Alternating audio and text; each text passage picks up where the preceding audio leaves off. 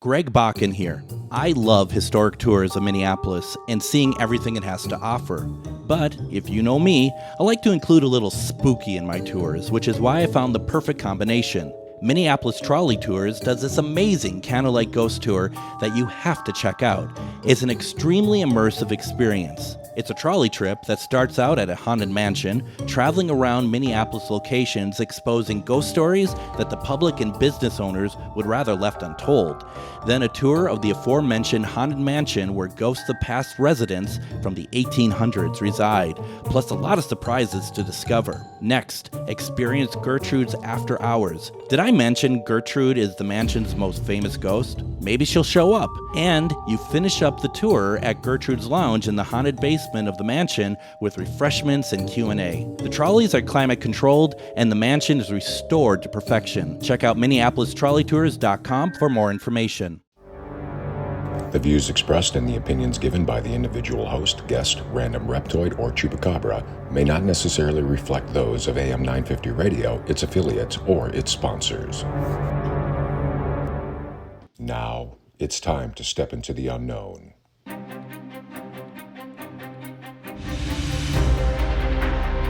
There are things people experience but never talk about. A shadow moving in the corner, flickering of the lights, a disembodied voice. We invite you to talk with us. Share your story, share your experience, because this isn't just your story, this is our story. This is GhostBox Radio with Greg Bakun. And this is GhostBox Radio on AM 950, where every night we talk about the paranormal, ufology, Bigfoot, and so much more. My name is Greg Bakun. Thank you for joining me on this Monday evening. I hope everyone had a great weekend. I just wanted to give a quick shout out real fast before we go any further. I was over in Rochester yesterday for an event that was put on by Refined Divine, and I just want to say, what a time. That was so much fun, folks. We're going to be talking about it tomorrow. Deb is going to be on the show doing one-question readings tomorrow. We're going to talk a little bit more about that a little bit later in the show, but I'm going to talk tomorrow a lot more about the event itself. It was a pretty fun day, and I was really excited about it. I am really excited tonight. I've been wanting to talk to Jim for a very long time, and he's a big guy, in terms of like his presence in the paranormal. He's not gonna spend time with little old me. But little did I realize, ask the question. You just gotta ask, right? If you don't ask, you don't receive, and that's what happened tonight. And I am so excited. We're gonna have on here Jim Harold, who is the host of Jim Harold's Campfire and the Paranormal Podcast, best-selling author of the Campfire series, and president of Jim Harold Media. In 2005, Jim launched the Paranormal Podcast, which is the longest-running paranormal podcast on the internet. Jim Harold's Campfire, his most popular podcast, recently celebrated its 15th anniversary. Jim has been a full-time podcaster since 2012. Jim worked in broadcast radio for over a decade with a variety of stations, including time spent at CBS Radio. He has also worked in the technology, newspaper, and business-to-business media fields and has taught at the university level. Jim has been featured on outlets including Coast to Coast AM, The Paranormal 60, WJW, Fox 8, and Beyond Belief with George Norrie. Jim is also the author of the best-selling Campfire series, which compiles some of the most haunting paranormal stories shared on his Campfire podcast. His latest addition to the series, True Ghost Stories, Jim Harold's Campfire Volume 6, is now available. In fact, I'm holding it in my hand right now. Jim, welcome to GhostBox Radio. Greg, thank you so much for that kind introduction and the invitation. I appreciate it and so glad to be here to talk about spooky stuff, paranormal podcasting, and all of it. And I thank you so much for your time tonight. Well, thank you. And so this book itself is number 6 in the series. And the first question I have, first of all, this thing is jam-packed with stories. It's not a few stories. It's not a light volume here. How many stories have you compiled in your series, in the 6 6 volumes here. Do you know how many stories you've compiled? I think there's well over 400 stories, if I'm remembering correctly. That would be, that would be right. It's over 400 stories. This particular book has 65 stories, and what we do is, and we had a hiatus there for a while on books. We had a few years we didn't put one out, so we could probably, if I didn't record another Campfire show, I could probably put out another 4 or 5 books. Wow. But what we do is take a couple year period of calls and say which stories do we think stand out, and we take those, we take the transcripts, we just kind of clean them up a little bit for grammar and things, but we keep the details the same. We don't change, we don't add, and we compile these. And it's been a great experience. We enjoy doing it, and I think it's another way to get the stories out, because we were talking offline before how important it is, the power of story and oral tradition and preserving it. And there might be people who never listen to a podcast in their lives, but they'll read a book. So maybe yet it's another way to kind of codify these stories for folks. And they run everything from like kind of the stuff you would expect, the scary, spooky, kind of creepy stuff, to some very heartwarming stuff. I say that the paranormal to me is a continuum. And there's good, bad, happy, sad. And I think these books and the show, Jim Harold's Campfire, encapsulate that. And it seems like people are enjoying it. So as long as they're enjoying it, I'll keep putting out the content. Absolutely. And, it's I think it's a true testament as well to just paranormal in general, that you can put out 6 volumes that has now over 400 stories. They're probably all very different, very unique. They have their, like you said, they go in different directions, and I really think that that's a really good testament to show that paranormal isn't just about the like you said, the scary stuff or being the people jump to demonic or whatever else. That there's so much that's in there, and I'm so happy to hear that you're like acknowledging like the heartwarming stuff, because to me, you talk about paranormal being a continuum. To me, paranormal is a beautiful thing in terms of when you're able to, use that gift to bring through people who have passed and maybe help console people. I mean, that's one facet of it, I guess. Yeah, I definitely think so. We constantly on the show get people calling in talking about different signs, communications, maybe very kind of lucid or vivid dreams, visitations, and things that I fall in the category, as I call, too much of a coincidence to be a coincidence. Right. And I do think that at times our loved ones reach out and communicate with us. Now, it seems to me that it might not be particularly easy for them to do that all the time. Mm-hmm. I've heard, people who have claimed to have spoken to people who have passed, and they'll say something, well, I don't have much time, or those kind of things. So it doesn't seem to be super easy to do necessarily, right. But I do think it's possible, and I do think it happens. And there are the scary stories too. There's some pretty terrifying ones. And it's not as much, I thought it would be all ghost stories when I started, mm-hmm. but it's not like that at all. It's kind of like all over the map. And a lot of them, what I call head scratchers, they don't really fall into a category, but they seem like they're pretty paranormal to me. No, I get it. And I'm as much as I'm like, I'm all about the beautiful stuff. Sometimes I want to be scared too. I'm not going to lie. I mean, yeah. Well, I'm thinking, I'll give you an example of what I call a head scratch. Sure. Which are my kind of favorite stories. And this is one that is not a traditional ghost story. It's just weird, and it makes you wonder what's going on. Well, this person called in who happened to be from Ohio and talked to where I'm at, and talked about she worked for this major hospital. And she, I believe, was a respiratory therapist, some kind of therapist who would work with patients and take them to another area to get testing and things. This particular day she was working, I think she had to take this gentleman for a respiratory test. Mm-hmm. So it was her and a gentleman from transport, when they bring somebody to push the bed and that kind of thing to whatever area they need to go. So they were doing their thing. It was the morning hours. They went into this big, huge hospital-sized elevator, right? And they push the gentleman in with a hospital bed. There's a transport guy, and there's this woman who is a respiratory therapist. And she looks up, and she sees a woman across the way in the passenger elevator across from her who looks very, very familiar. In fact, stunningly familiar, because she realizes she's looking at herself. Now, how do you explain that? And if that were just the story, that would be weird enough, but it gets weirder. So the rest of the day, she's doing her work. She's got a lot of responsibility. She's got to do her job. She does her job. She doesn't like getting away. But all the way, she's just, what is that? And they were looking at each other until the doors closed. So like, what was that all about? And, but she had no answer. So anyway, the end of the day, she's very exhausted. She's very tired. She's standing in line to get on the passenger elevator to go home. It's been a long day and this weird thing happened in the morning.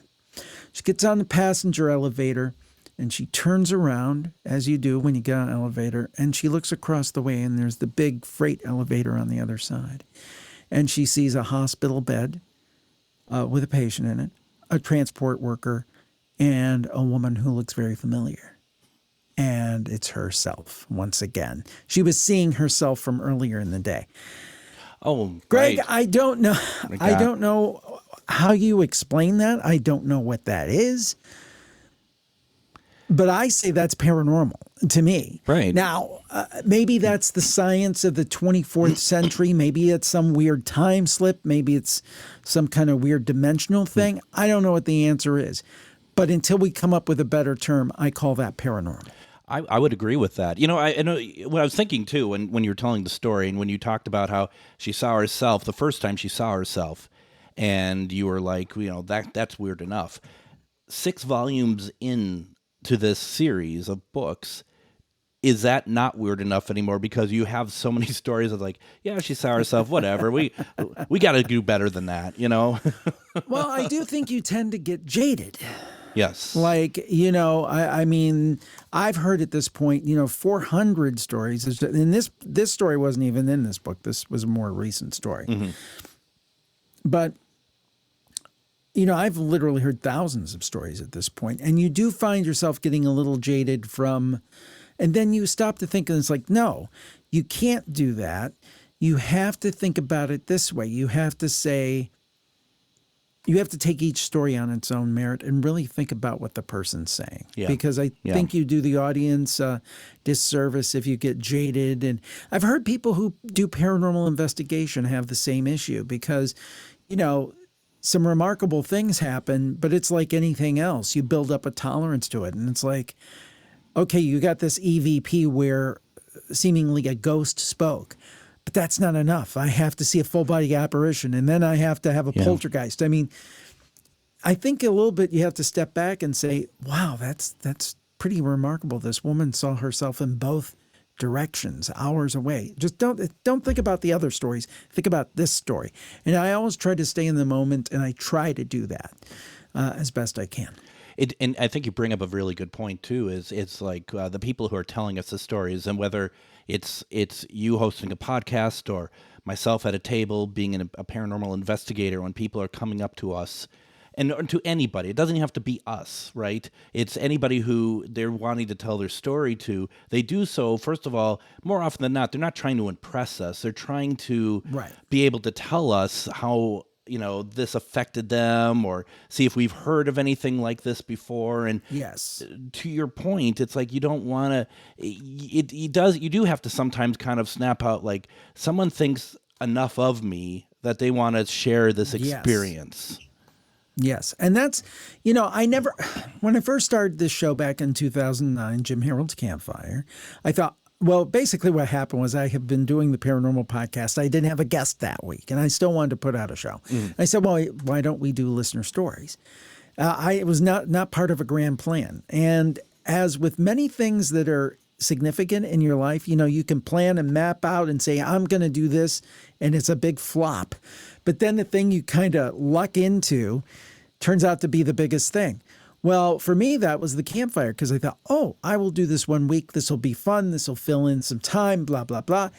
And once I did it, I'm like, wait a minute, this is a whole different show. Yeah. And it turned out to be the show. I would not be doing this full time if it wasn't for the Campfire show. And at first I thought, oh, it's going to be fun. It's going to be cool and all that stuff. And it was fun. And it was cool. But I realized pretty quickly that for the people that listen, I'm not making it like it's, millions of people listen, but it has a good sized audience. It's a good size. But for the people who listen, it is meaningful to them. Yes. And the people who come on and share their stories, it's meaningful to them. And maybe it's a case where they've never told anybody this story. And I've had people say that on multiple occasions. I think it's important. I don't claim to be a guru. I am not any kind of leader. I am not psychic. But maybe I'm just a friendly ear and someone who's willing to listen. And if that's what I am, then I think that at least on one level I've been successful. And I always want to welcome people. I don't ridicule people. Yeah. I don't Mike Wallace people. No. I want them to feel comfortable. No, because it's a safe place. Yes. Yeah. No, and it's what I always say here too. I mean, what's the point if you are that jaded person? What's the point of trying to have people reach out and give their very, very personal and very important details? And just real fast, the station that I'm on, I have a lot of support there, but you do find the people who are not impressed. Let's put it that way by AM 950 putting a show like this on the air, and you get that pushback and stuff. And it is really that thing of like, you all might read that, but just know when you are talking between 10 and 11 every night, that's a safe place, and that's what you're providing. Right, and that's what I try to do. Yes, absolutely. And it's very clear that you are, because you are getting, you do have a tremendous following, and to be able to have 400 and some stories in 6 volumes so far, right? That's just so far. Well, honestly, I could probably double that. I mean, that only took us through about 2013 or 2014. So, because we stopped doing the books for a few years, got so busy with the shows. So we have enough material for without doing another show, I have enough material for 4 or 5 more books right now. That's fantastic. So it's a lot. And folks, just so you know, it's small print, okay? So just know you're getting your money's worth over here, because I needed to take out my monocle to be able to read it. But that's a whole other thing. But I mean, there's a lot in there, and the book is available on jimharold.com. That you can go get it. It's also available on Amazon. BarnesandNoble.com. Barnes and Noble. Really, this is, and why stop at one? Get them all. But you don't have. You can read them in any order. Yes, you can read them in any order. Absolutely. I want to talk more about the book. I want to talk about a lot more stuff, but we got to take a break here. When we come back, if you have questions for Jim, this is a fantastic opportunity. Put them in the chat. Let us know. We'll get to them. We'll talk more about his book and everything else paranormal. You're listening to GhostBox Radio on AM 950.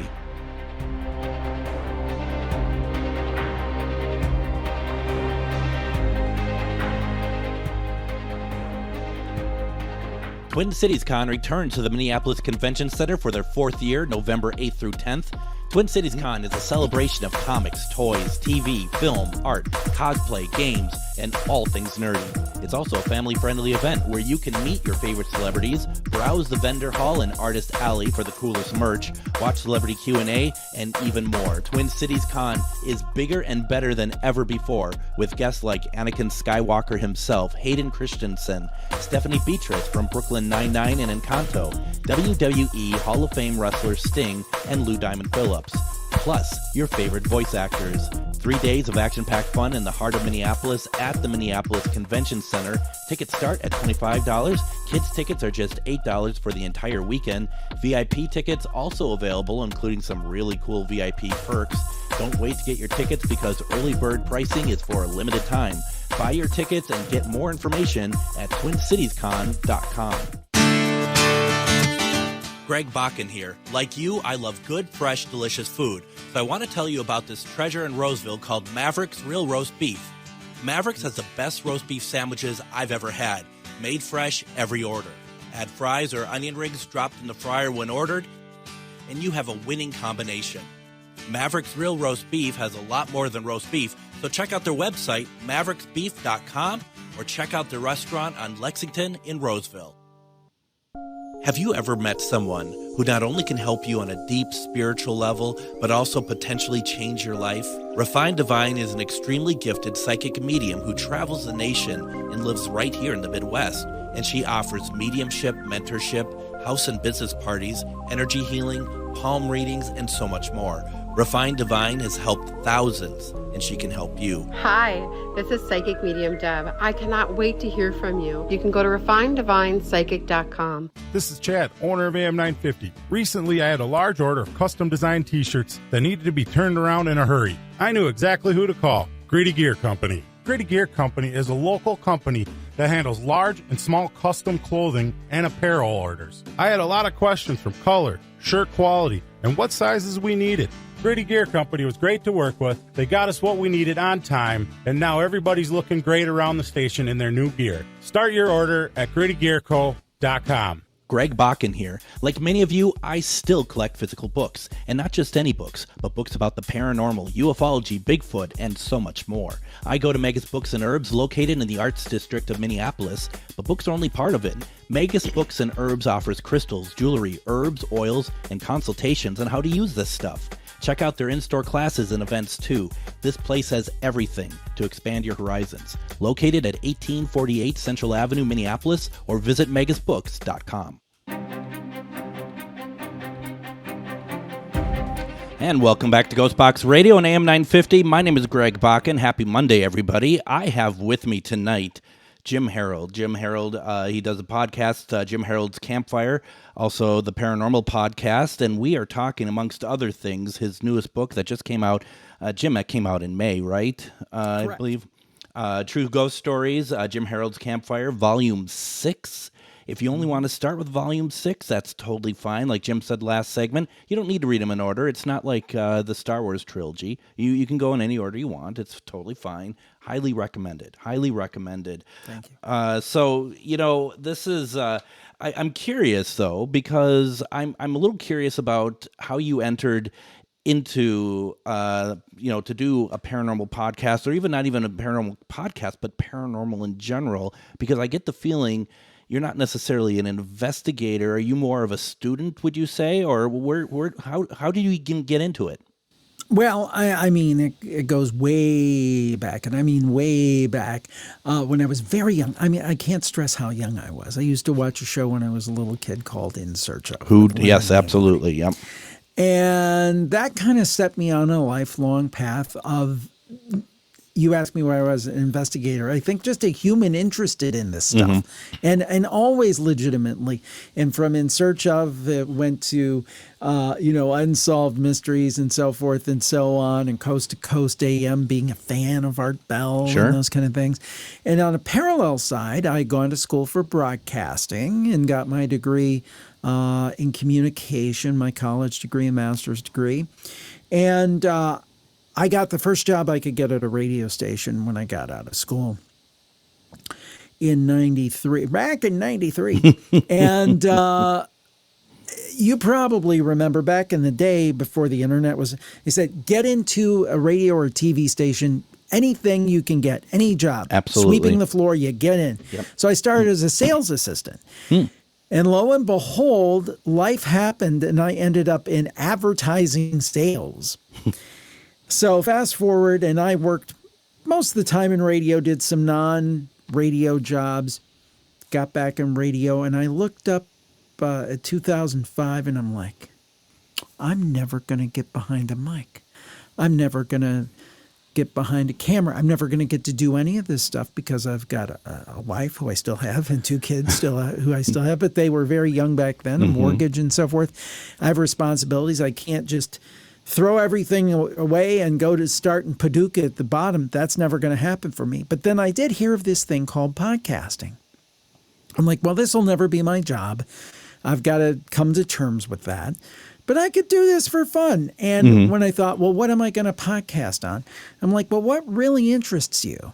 And, politics, I didn't feel I could add anything. Sports, I definitely couldn't add anything. Music, you couldn't do.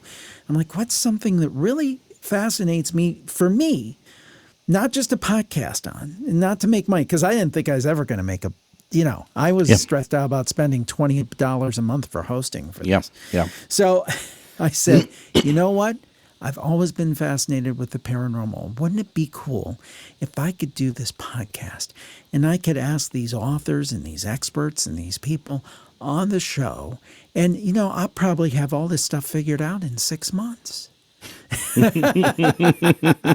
Not so much. So I was totally wrong about that. And I was also totally wrong about it was just a hobby. It started to grow and grow. And meantime, most of the time I was still working in radio. I would tell my bosses about it. I was like, we don't care. There's nothing, you could play radio at home all you want. And I remember I was in a meeting, and it must have been around 2010. And and at that point, I was heading up the digital sales effort for a cluster of stations in Cleveland, CBS. And I told the people, I'm like, man, you got to do this podcasting thing, because they were selling banner ads and all this kind of stuff. And I'm like, you need to get on the podcasting bandwagon. That's where the future's going. And I'm like, yeah, that's nice. Now let's tell you about the David Letterman promotion we're running this week.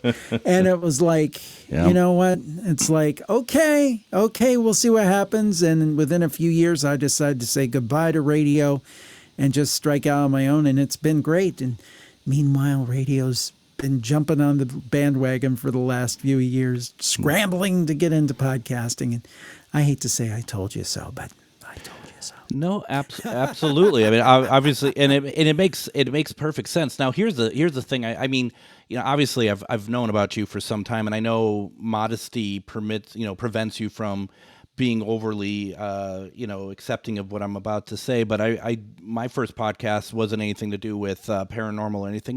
I'm a big British television fan.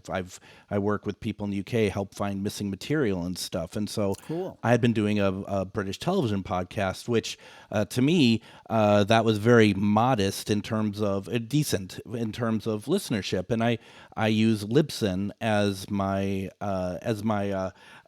streaming my home. Host. Yeah, thank you, host. I don't even know the terminology apparently, but it became very clear to me the impact that you had, and I don't know if you still are, but for a great deal of time, your picture was on the main page to sign into Libsyn with all these other like big stars who are doing podcasts, and I thought, oh my goodness, I knew. I mean, I've listened. I didn't realize though that you're kind of taking the world by storm when it comes from paranormal podcast thing. You have. I mean, I know that we talked and you were before the show and you're very modest about it. But I mean, it's very exciting, and you have to be just like tickled by from 2005 to now where you're at.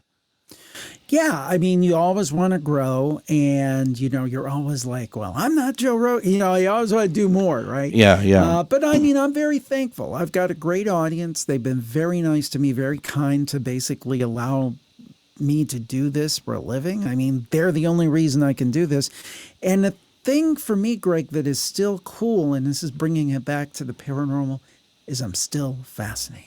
Yes. I mean, whether it's and to me, when I say paranormal, I mean it all. I mean, ghosts, UFOs, cryptid creatures, the whole kind of gamut.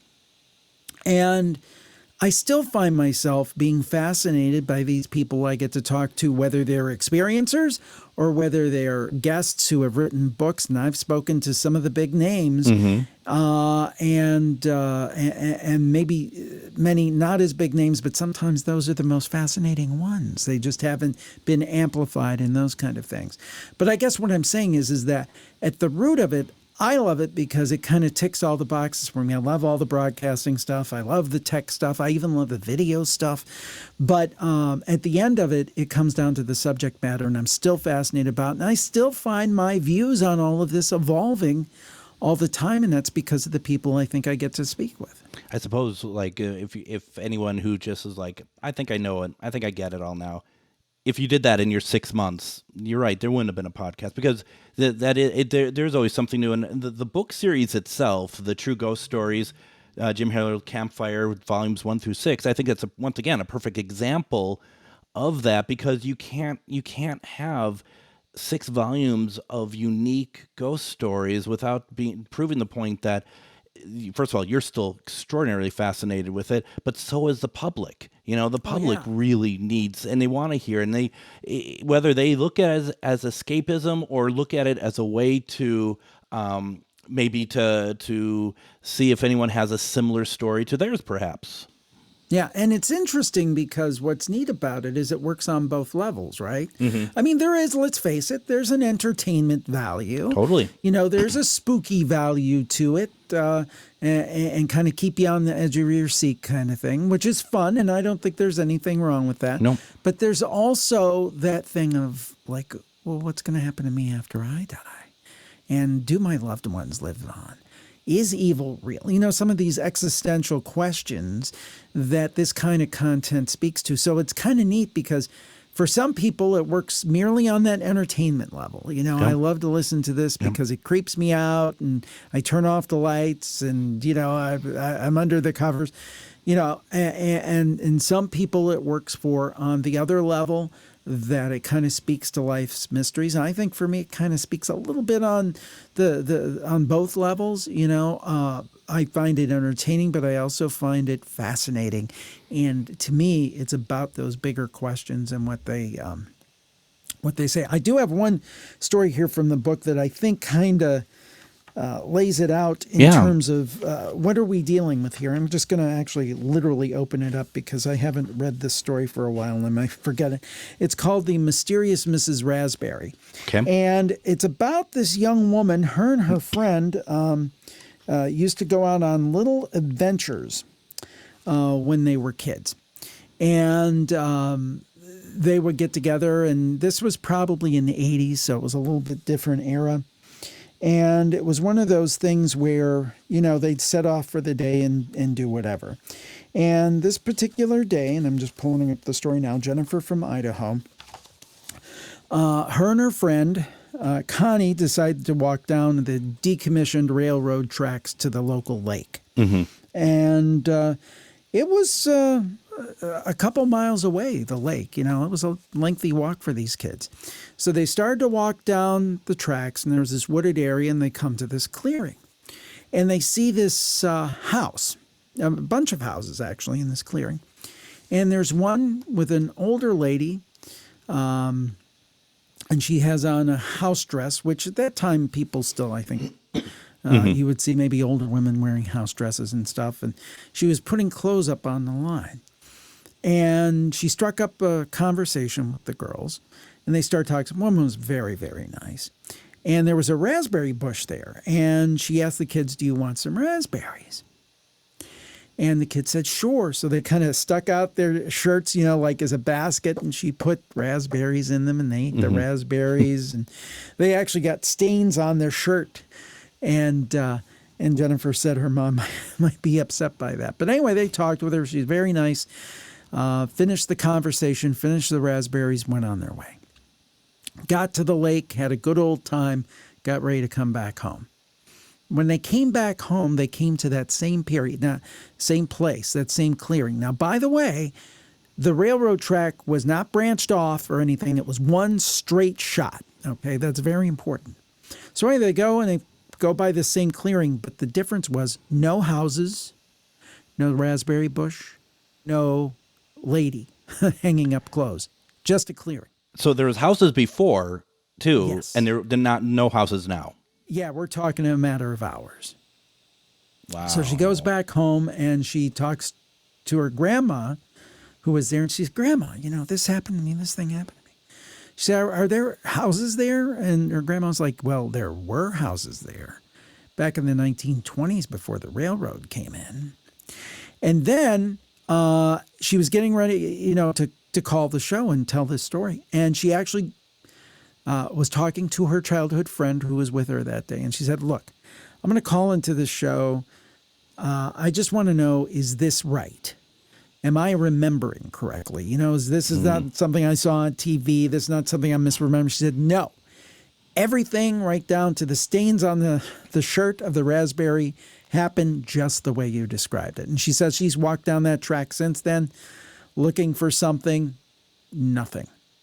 Now, what is that? Is that a ghost story? Is that a time slip? Is that a parallel universe? I mean, what is that? I mean, is it right to call it a ghost story? It's incredible. Yeah. But the raspberries made it. Yeah. So something is still something existed even through that, just not the woman or the houses. Right. There were the stains on the shirt. And the stains on the shirt. And I thought that was important. I thought that was. And we've had a lot of quite a few stories of that time slip, kind of seeing back into the past kind of thing. And how do you explain it? I don't know. And do you ever? I mean, and I'm fascinated by all that. I'm a firm believer that timelines kind of are parallel on top of each other, so to speak. It's not so linear, in personal opinion. But I really find it so interesting, these stories. And when sometimes you ever just are just like nothing's changed around you, but you're just like something has happened. Something, I don't know what. I don't know what it is. Everything looks the same. I still have, 10 fingers, whatever. Mm-hmm. And it's like, is that like a history being rewritten suddenly and we're now in a new timeline or what? We're seeing so much of that now with people with the Mandela effect. And just the other day, gosh, I can't remember what it was. I wish I could remember what it was because it was the specific way. Oh, I know what it was. And this will date me, but I grew up, Bob Hope was still on TV and stuff and doing his thing. Even though maybe he shouldn't have been towards the end there, but hey, I kind of wrote it to the absolute end there.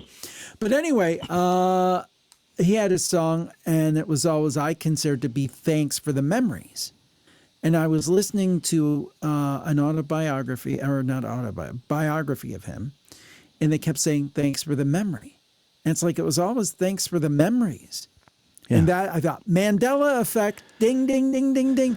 And there's so many people who have reported about that. Now, a lot of times when I hear that, I was like, oh, I know that, because Mandela effect came from the idea that people thought Nelson Mandela had died previous to his actual death. I had thought he died when he died. But there are other things like the Berenstain Bears and spelling of different things and pop culture and those kind of things. Like, wasn't it that way before? And I know sometimes I can just be kind of a mass misremembering, but it's enough to make it go, Totally. Totally. When it's so many people where we're all like, we couldn't all have totally. I mean, I'm going to be honest. I thought until a minute ago, it was thanks for the memories. So thanks for that. I guess I don't have the memories. Yeah, I was now maybe they were making a mistake in the audiobook, but I think this was like a big deal publisher and stuff. So I'm guessing they would have checked. But I always thought it was thanks for the memories, and he's like thanks for the memory, and it's like, what? That's not what he said. That's not.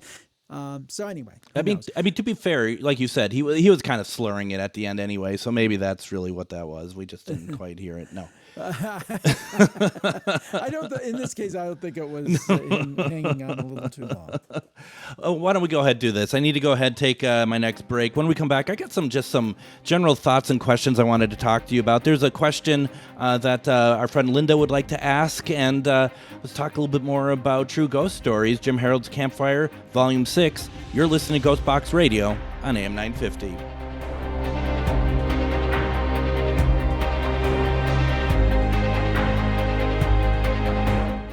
Greg Bakun here. I love historic tours of Minneapolis and seeing everything it has to offer. But if you know me, I like to include a little spooky in my tours, which is why I found the perfect combination. Minneapolis Trolley Tours does this amazing candlelight ghost tour that you have to check out.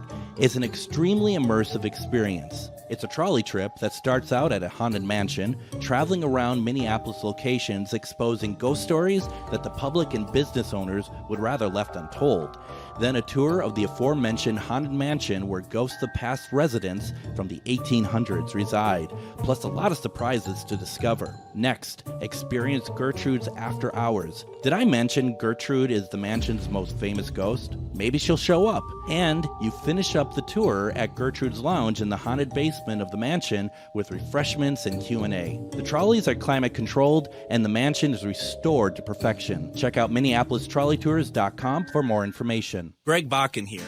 I've told you about the out-of-the-world roast beef sandwiches at Maverick's Real Roast Beef, but I haven't told you about their Philly steak sandwiches, turkey bacon avocado sandwich, BLT, crispy chicken, fish sandwiches, brisket, or pulled pork. Okay, you get the idea. They make a lot of delicious food to the same standard as their famous roast beef sandwiches, and now I'm starving. I'm going to go to Maverick's Real Roast Beef off Lexington and Roseville, and you need to go too. Check out their menu at mavericksbeef.com. Gritty Gear Company is a great place to go for clothing that is fun and expressive, but did you know we also do custom orders on demand? We've worked with all types of companies and organizations, from first responders to even a certain radio station. Our team is here to help you look amazing. Our clothing is of the highest quality, and you will love your logo on the finished product. We are a locally owned small business who simply wants you to look great. Find out more at grittygearcompany.com. We know you value buying local, especially when it comes to your magical supplies. So if you're looking for grimoires, decks, jewelry, candles, or herbs that are locally sourced, then come on down to Magus Books and Herbs. Curated for your ritual, ceremonial, spiritual, and spellwork needs, we've got all the tools to make your working extra. So make that prosperity ritual one that keeps on giving by visiting us at 1848 Central Avenue Northeast in Minneapolis, or visit us online at magusbooks.com. Have you ever met someone who not only can help you on a deep spiritual level, but also potentially change your life? Refined Divine is an extremely gifted psychic medium who travels the nation and lives right here in the Midwest. And she offers mediumship, mentorship, house and business parties, energy healing, palm readings, and so much more. Refined Divine has helped thousands, and she can help you. Hi, this is Psychic Medium Deb. I cannot wait to hear from you. You can go to refineddivinepsychic.com. And join me tomorrow on GhostBox Radio with Greg Bakun. You know, a special night tomorrow, as we're going to have on Psychic Medium Refined Divine. Normally she comes on every other Wednesday, but this week, Wednesday and Thursday, more than likely, GhostBox Radio is going to be preempted or start late due to the Democratic National Convention. So we're going to bring her on tomorrow to do one-question readings, and those are always a lot of fun. So if, join us tomorrow, get your question ready, call in, whatever you need to do, but we're doing it tomorrow with Refined Divine. It's going to be a great night, so make sure you join us then. We are talking with podcaster, author Jim Harold. We are talking about true ghost stories. Jim Harold's Campfire, Volume 6. I have a question for you. Actually, you know what? I'm going to go to the comments first because Linda had a question, and I want to make sure I get that in here. A very specific question, actually. Do you have stories of people walking out of a restaurant and disappearing from sight within seconds? Not walking out of a restaurant. I do think that I did have a story one time where someone had been by the side of the road, and this is many years ago, so I may not get the details correct. But they thought that they had potentially either come very close or hit somebody with a car, and they literally got out and looked, and there was no one there. They did not hit anyone. It was basically an apparition. And they took it very seriously. They were very shook up about the whole thing, and they looked, and there was no one there. And we had a very similar story from England years later. So, but not walking out of a restaurant, no. I've not heard that one before. Yeah, I wonder. But there's still time. There's still time, and Linda, I'm really curious there seems to be a reason you're asking that. That seems to be a setup of some kind. If you ask me, I'm curious to know if you've heard of something, or if you have, or if you know who has. Have them call into Jim Harold's Campfire and tell the story. Absolutely. I had a story. A guy named Eric, he had told a story about something very similar to what you just said, where it was like the woman kind of looked like, he said, a witch. And she got in the way, and him and his partner, who was driving with him, hit her. And they got out to look, and there was nobody there. and they're driving, and she's clinging onto the car suddenly, and they couldn't get rid of her. She was on the car, and it's like, oh my gosh. and the thing is, it's like I know this person. I mean, it's not like hearsay. It's not like whatever, because some of that stuff. I mean, I'm sorry. Sometimes it's just really hard, even though if it is true, to kind of be like, you gotta listen. So I was just like, no, thank you. That would be terrifying. I can't. I mean, people think about, I would just feel awful if I ever, driving a car, something hurt somebody. Right. It would just be, a horrible thing. And then you get out and there's no one there. I mean, the one story in England, I guess the gentleman, and it was a secondhand story. So to your point, but it was a secondhand story. I think it was a person's uncle. He actually felt running over something, and he literally called the police. Yeah. And he explained where he's at and so forth. And he said, I've looked around, there's nothing here. And the police said, well, don't worry about it because it happens all the time in that area. And apparently there had been maybe an accident or something, tragic accident there years before. And maybe this was some kind of weird replay or something. But they said, no, I mean, you've looked around, you've searched, you made sure there's nobody there, because they were used to getting those calls from that area. Boy, that's terrifying. That was terrifying. It was also very puzzling when police are like, "Yeah, you might have run over someone. Don't worry, it happens all the time." We're good. It was. I guess the point is that this was so happened so many times. That they got phenomenon. So many reports. So. Yeah, absolutely. Now Linda says, because why are you asking this, Linda? And Linda's like, it's me. I saw it several times. JimHarold.com/campfire. I'd love to share your story and learn more with the audience. And by the way, if you ever think you hear somebody hit somebody in a car, get out and make sure, right. Let's be very clear here. Yeah. Be very careful driving out there because 99.99999% of the time, something like that is very real and very horrible. So right, we do not want to hear the excuse of, well, Jim Harold says that ghosts get hit all the time by cars. No. He's not responsible. He's not responsible for your poor driving. Okay, correct. So I wanted to ask something actually, because I know that you have interest in this and this story where you're kind of like, is this some kind of residual thing with the hitting of these accidents?